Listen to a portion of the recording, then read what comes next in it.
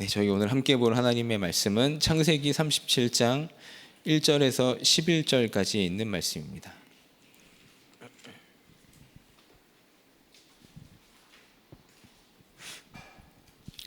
창세기 37장 1절에서 11절까지 있는 하나님의 말씀을 저희 조금 길지만 같이 함께 처음부터 끝까지 합독해서 읽도록 하겠습니다.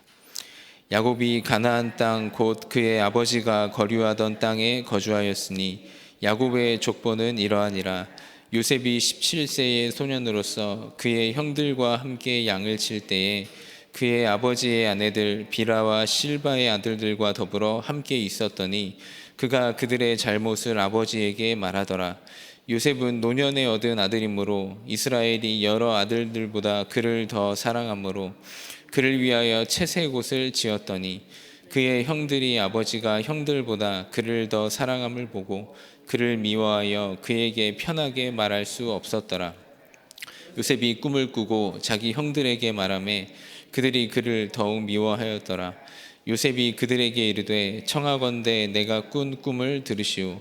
우리가 밭에서 곡식 단을 묶더니 내 단은 일어서고 당신들의 단은 내 단을 둘러서서 절하더이다. 그의 형들이 그에게 이르되 내가 참으로 우리의 왕이 되겠느냐, 참으로 우리를 다스리게 되겠느냐 하고 그의 꿈과 그의 말로 말미암아 그를 더욱 미워하더니 요셉이 다시 꿈을 꾸고 그의 형들에게 말하여 이르되 내가 또 꿈을 꾼즉 해와 달과 11별이 내게 절하더이다 하니라. 그가 그의 꿈을 아버지와 형들에게 말하매 아버지가 그를 꾸짖고 그에게 이르되 내가 꾼 꿈이 무엇이냐? 나와 내 어머니와 내 형들이 참으로 가서 땅에 엎드려 내게 절하겠느냐? 그의 형들은 시기하되 그의 아버지는 그 말을 간직해 두었더라. 아멘. 네, 오늘 말씀의 제목은 요셉이 본 응답의 영원이라는 말씀의 제목으로 같이 함께 하나님의 말씀을 나누도록 하겠습니다. 사실 요셉이라는 인물은 사실 굉장히 이제 큰 어려움을 굉장히 많이 겪고 이제 어려움을 굉장히 많이 이제 어려움의 길을 많이 걸어간 이제 그런 인물입니다. 근데 이제 요셉이라는 인물이 그런 이제 뭐 노예로도 팔려가고 감옥소에도 갇히고 그리고 이제 총리의 자리에 서기까지 그 모든 인생의 여정과 길을 걸어가기까지 사실은 성경에 보면 계속 그런 말이 나옵니다. 하나님께서 요셉과 함께 하셨으니 그가 형통한 자가 되었다. 노예로 형들이 이제 죽이려다가 노예로 팔아서 이제 보디발 장군의 집에 있는데 하나님께서 요셉과 함께 하셨으니 그가 형통한 자가 되었다. 보디발의 집과 밭까지도 이제 하나님이 복을 내리셨다. 이제 그런 말이 나오고요. 누명을 써서 그렇게 헌신하고 그렇게 충성하던 보디발 집에서 누명을 써가지고 이제 감옥소에 갔는데 정말 너무 억울하고 너무 힘들겠죠. 근데 감옥소에서도 똑같은 성경 구절이 나옵니다. 하나님께서 요셉과 함께 하셔서 그가 감옥소에서도 이제 요셉이 형통한 자가 되었다. 총리의 자리에서도 이제 하나님의 영에 이처럼 감동된 자를 본 적이 없다. 이제 바로 왕이 그렇게 이야기를 했거든요. 근데 사실은 요셉의 이런 하나님과 동행하고 하나님과 함께하는 영원한 축복이 어린 시절에 전부 다 준비가 되었습니다. 그것도 어릴 때 어떨 때 준비가 되었냐면요, 가장 큰 상처와 어려움 속에서 이런 영적인 축복이 다 준비가 되었습니다. 요셉이 응답의 영원을 본 것이죠.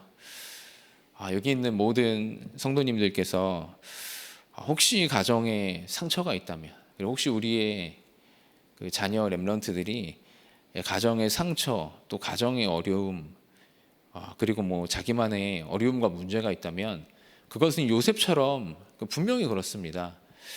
하나님께서 영원한 축복과 응답을 그 렘넌트에게 또 우리에게 보여주시려는 가장 중요한 기회고 가장 중요한 시간표인 줄 믿습니다. 여기 기도첩 서론 부분 말씀에 보면 그렇게 되어 있습니다. 요셉에게는 큰 걸림돌이 있었습니다. 어머니가 동생 베냐민을 낳다가 돌아가신 것입니다. 그것은 요셉에게 엄청난 상처였습니다. 또 거기다가 배다른 형들이 요셉을 괴롭혔고 결국 노예로 팔았습니다. 사실 요셉의 가정이 그렇습니다. 그 요셉의 아버지 야곱이 그 삼촌 라반의 집에서 일을 할 때 이제 그 요셉의 그 어머니 그리고 요셉의 가족들이 다 요셉의 가족이 그때 다 만들어지는데요. 맨 처음에 이제 요셉의 아버지 야곱이 그 라반 삼촌의 집에서 일을 할 때 사실은 그 첫 번째 어머니를 만나려고 야곱이 일을 한 게 아니었습니다. 그러니까 요셉의 어머니 라헬을 얻으려고 7년 동안 일을 하죠. 근데 삼촌은 그 언니 레아를 이제 야곱에게 줍니다. 그래서 야곱이 사실은 레아를 그렇게 많이 사랑하지 않았습니다. 그래서 7년을 더 일을 합니다. 라헬이라는 여자를 얻으려고 얼마나 어떻게 보면 그 매력적인 여자였으면 라헬이라는 여자를 얻으려고 7년을 더 일을 해서 라헬이라는 여자를 드디어 아내로 얻고 이제 그러면서 그 삼촌의 집에서 그 후에 7년을 더 일합니다. 근데 7년을 더 일하면서 이제 자녀도 낳고 이제 그런 일들이 생기는데요. 근데 여기에서 배경이 이렇습니다. 그 사실 야곱이 그 첫 번째 아내인 레아를 사랑하지 않고 그러니까 레아보다 라헬을 사랑을 하는 겁니다. 성경에 보면 그렇게 돼 있어요. 하나님이 그 야곱이 라헬을 사랑하고 레아를 사랑하지 않는 것을 보시고 레아에게 먼저 태의 문을 여셨다. 그래서 레아에게만 자녀가 계속 생기는 겁니다. 근데 그러다 보니까 라헬이 엄청나게 레아를 시기하고 엄청나게 레아를 미워하고 엄청 괴롭힙니다. 사실 그 동생인지 모를 정도로 거의 모든 주권을 다 가지고 이제 레아를 못 살게 굴고 그러니까 레아를 괴롭힙니다. 이제 그러다가 이제 라헬이 계속 자녀를 못 낳는 겁니다. 그래서 그 라헬의 여종인 그 빌하에게 그러니까 야곱에게 간청을 해서 내 여종인 빌하에게 가서 자녀를 낳아달라 해서 이제 빌하가 2명을 낳습니다. 빌하가 자녀 2명을 먼저 낳거든요. 그 다음에 또 레하의 여종 실바도 자녀 2명을 낳습니다. 그런 다음에 레아가 자녀 2명을 더 낳아요. 그렇게 해서 총 이제 그 요셉의 10명의 형들이 먼저 생긴 겁니다. 그러다가 이제 하나님이 이제 라헬에게 그 이제 창세기 35장인가요? 창세기 34장. 창세기 33장 34장 이쪽에 보면 드디어 하나님이 라헬을 보시고 이제 라헬에게 자녀를 주십니다. 그 아들이 이제 요셉이라는 자녀입니다. 그러니까 사실 야곱이 얼마나 요셉을 사랑했겠습니까? 그렇게 아끼고 사랑하고 예뻐했던 라헬이라는 여자에게서 드디어 자녀가 낳은 겁니다. 그러니까 아마 엄청 사랑을 주고 엄청 예뻐하고 이제 엄청 요셉을 아꼈을 겁니다. 그런데 이제 라헬이 2번째 자녀인 베냐민을 낳다가 이제 죽게 되는 겁니다. 그러니까 사실은 이 레아, 라헬 그리고 10명의 형들 사이에 집안에서부터 사실은 엄청난 갈등과 엄청난 상처가 있을 수밖에 없는 구조인 거죠. 그렇잖아요. 형들이 요셉을 미워하는 것이, 형들이 요셉을 싫어하는 것이 어떻게 보면 이게 그냥 요셉의 행동이 너무 괘씸하고 이제 아버지는 요셉만 이뻐하고 이 정도가 아니고요. 어머니 때부터 쭉 내려온 굉장한 이제 집안 싸움인 거죠. 그래서 아마 형들도 굉장히 본격적으로 요셉을 본격적으로 미워하고 본격적으로 괴롭혔을 거고요. 거기다가 거의 한 4-5살 때쯤에 집에서 동생을 낳다가 어머니가 돌아가십니다. 어떻게 보면 요셉은 어마어마한 아픔과 어마어마한 상처를 이때 다 만나게 됩니다. 근데 여기 있는 모든 성도님들도 다 아시겠지만 여기 기도처 말씀에도 이렇게 나옵니다. 상처는 중요한 시작이 됩니다. 이 상처가 이제 영적인 암처럼 완전히 상처로 자리 잡으면요, 영적인 암처럼 그 사람을 완전히 죽이기도 하지만, 상처가 반대로 영적으로 완전히 영원한 축복을 누리게 하는 길이 되기도 합니다. 근데 요셉에게는요, 이런 상처와 갈등과 집안의 문제가 어마어마한 영적인 축복과 비밀과 배경을 누리는 요셉에게는 평생의 세계복음화하는 길이 됐던 겁니다. 사실은 저도 이제 렘넌트로 쭉 자라면서 저도 가정에서 상처가 굉장히 많았거든요. 이제 렘넌트로 자라고 집에 가면 이제 항상 이제 저희 집은 점점 어려워지는 거예요. 저희 부모님이 이제 복음을 받고 이제 복음 안에서 신앙생활 하시는데, 이제 아버지 이제 일하시는 것, 사업하는 것 점점 안 되고, 그러니까 나중에는 이제 아버지가 일을 못 하시고 일을 안 하시고, 그러니까 어머니랑 늘 경제 때문에 갈등하시고. 근데 그런 거를 제가 렘넌트로 쭉 자라면서 특히 청소년기 기간 동안에 막 10년 이상을 계속 그런 광경을 계속 봤거든요, 집에서. 그러니까 저한테는 이제 집이 너무 싫고, 그러니까 집에는 항상 어머니 늦게 일하고 늦게 오시고, 항상 아버지 혼자 누워 계시고, 그런 집안이 너무 싫고, 또 아버지 보면 너무 싫고. 사실은 그게 이제 저에게는 처음에는 가정에 제 마음에 있는 상처였거든요. 근데 그런 상처를 가지고 있다 보니까 공부도 안 되고, 이게 뭔가 영적인 암처럼 막 저를 계속 갉아먹고, 계속 겉으로 이제 계속 방황하게 되고, 그런 시간을 계속 보내게 되더라고요. 근데 이제 어느 날 이제 저도 이제 어느 날 아버지에게 있는 문제도 저한테 똑같이 오고, 그러다가 하나님이 복음 앞에 딱 저를 세우시는 거예요. 복음 앞에 딱 세우시고, 진짜 복음을 만나고 복음을 체험하게 되고. 근데 이제 가정의 문제와 어려움과 상처는 변하지 않았는데요, 제가 그 가정에서 이런 상처 앞에서 이제 하나님을 바라보며 기도하게끔 하시더라고요. 이제 하나님만 바라볼 수밖에 없도록 하나님 만들어 가시고, 다른 것 의지하지 않도록 하나님 만들어 가시고. 그래서 저는 정말 지금은 상처나 이런 게 하나도 없는데, 저는 정말 그렇게 고백을 할 수 있어요. 가정에서 상처 때문에, 문제 때문에, 어려움 때문에, 어떻게 보면 아버지에게 있는 어려움 때문에, 또 경제 문제 때문에 내가 영적인 축복, 영원한 축복을 내가 다 알았구나. 근데 요셉도 똑같이 마찬가지죠. 가정의 상처가, 가정의 어려움이, 가정의 문제가 요셉에게 완전히 영적인 서밋이 되는, 영원한 축복을 누리게 되는 최고의 길이 된 겁니다.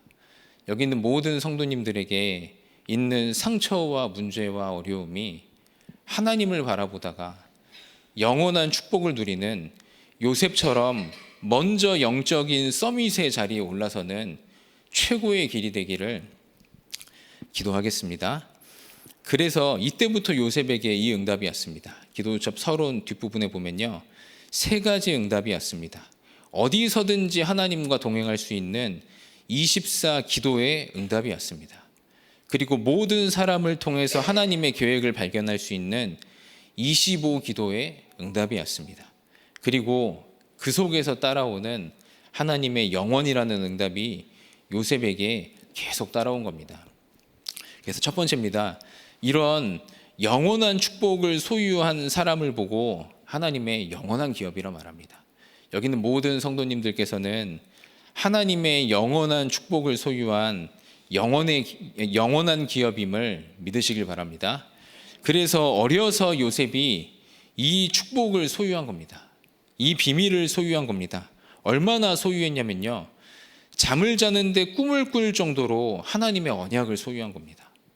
어떻게 보면 어려움과 상처와 문제 속에서 하나님을 바라보며 간절히 기도하는데, 잠을 자는데 꿈속에 나올 정도로 하나님의 언약이 완전히 심령 속에 각인된 겁니다. 마음 속에 각인된 겁니다. 완전히 뿌리 내리고 완전히 체질된 겁니다. 이 하나님의 언약은 그리스도와 세계복음화죠. 해와 달과 11별이 절을 하는 꿈을 꿀 정도로 완전히 각인되고 요셉이 이 언약을 소유한 겁니다. 언약을 소유하고 영원한 걸 소유했기 때문에 하나님의 영원한 기업이 된 것이죠. 사실 이런 요셉은 세상에서 봤을 때는 보잘것없을 수 있겠지만 하나님이 봤을 땐 가장 소중한 사람이었습니다. 하나님이 봤을 땐 하나님의 언약을 다 이룰 사람들이었습니다. 여기 있는 성도님들이 이런 세계복음화의 언약을 소유한 하나님의 영원한 기업임을 믿으시길 바랍니다. 그러니까 두 번째입니다. 가는 길마다, 가는 걸음마다, 가는 현장마다 영원한 응답이 따라오는 겁니다. 저희가 가는 길에, 가는 걸음에, 가는 현장에 영원한 것을 소유한 사람이 영원한 것을 누리며 가는 모든 현장에 영원한 응답이 따라오는 것을 보고 우리의 영원한 작품이라고 말합니다. 요셉은 노예로 갔는데도요, 하나님께 여호와께서 요셉과 함께 하셔서 그가 형통한 자가 되어 여호와께서 보디발의 집과 그의 밭과 그의 소유까지도 복을 주시매, 당연히 보디발 장군이 노예인 요셉에게 가정의 모든 걸 맡길 수밖에 없는 사람이 된 거죠. 완전히 하나님의 플랫폼이 된 거죠. 완전히 보좌의 능력을 소유한 파수망대의 안테나가 되었습니다. 여기 있는 모든 성도님들이 마찬가지로 저희가 누리는 영원한 응답, 저희가 받는 영원한 응답이 현장의 영원한 작품으로, 어떤 현장이든지 영원한 작품으로 남게 되는 줄 믿으시길 바랍니다. 심지어 감옥소에 앉아 있었는데도요, 감옥소에 누명을 쓰고 그 억울하고 힘든 현장에 앉아 있었는데도 여호와께서 요셉과 함께 하심으로 감옥에 있는 사무장이 감옥에 있는 모든 사무 처리의 중요한 것들을 요셉에게 맡깁니다. 가는 현장마다 영원한 작품이 남게 되죠. 마지막에 바로 왕 앞에 딱 서게 됩니다. 바로 왕이 요셉과의 대화, 한 번의 대화를 통해 바로 왕이 딱 이야기를 하죠. 이처럼 여호와의 신에 감동된 자를 내가 본 적이 없다. 바로 왕의 꿈을 듣고 답과 미래에 대한 답까지 요셉이 정확하게 딱 컨설팅을 딱 해줍니다. 여호와 하나님께서 바로 왕 임금님에게 알려주실 겁니다. 이렇게 말하면서 임금님에게 딱 알려주십니다. 그러니까 요셉은 가는 모든 현장 속에서 요셉에게 하나님이 주시는 영원한 응답이 영원한 작품으로 완전히 연결이 되었습니다. 여기 있는 모든 성도님들의 오늘의 현장에 저희가 누리는 작은 영원한 응답이 저희의 가정에서, 또 저희의 산업처에서, 하나님이 보내신 저희의 처소에서 우리가 여호와 하나님과 동행하며 누리는 영원한 응답이 영원한 작품으로 남게 되는 줄 믿으시길 바랍니다. 세 번째입니다. 영원한 유산입니다. 이런 영적인 축복을 누리는 속에 영원한 유산이 남게 되는데요, 이것은 미래의 모든 영원한 축복을 좌우하는 영원한 하나님의 유산이 됩니다. 그래서 요셉이 쌀을 팔면서 237과 5천 종족의 문을 열게 되죠. 요셉은 아마 자기가 이런 자리에 서 있고 이런 자리에 있게 될 줄 요셉은 아마 몰랐을 겁니다. 그런데 영원한 응답을 누리며 영원한 작품을 남기며 한 걸음 한 걸음 쭉 걸어가는데요, 요셉이 남긴 영원한 유산이 237, 5천 종족의 문을 열었습니다. 어떻게 보면 류광수 목사님도 모르셨겠죠.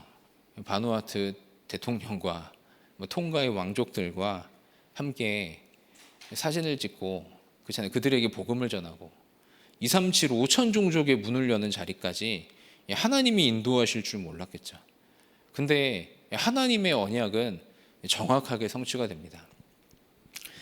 또 야곱이 죽은 후 불안해하는 형들에게 형님들의 자녀를 책임지겠다고 이제 요셉이 이야기를 하고요, 가장 마지막 가나안 땅 들어갈 때 자신의 유고를 가나안 땅에 들어갈 때 자신의 유고를 같이 함께 가져가 달라, 그렇게 가족들에게 부탁을 합니다.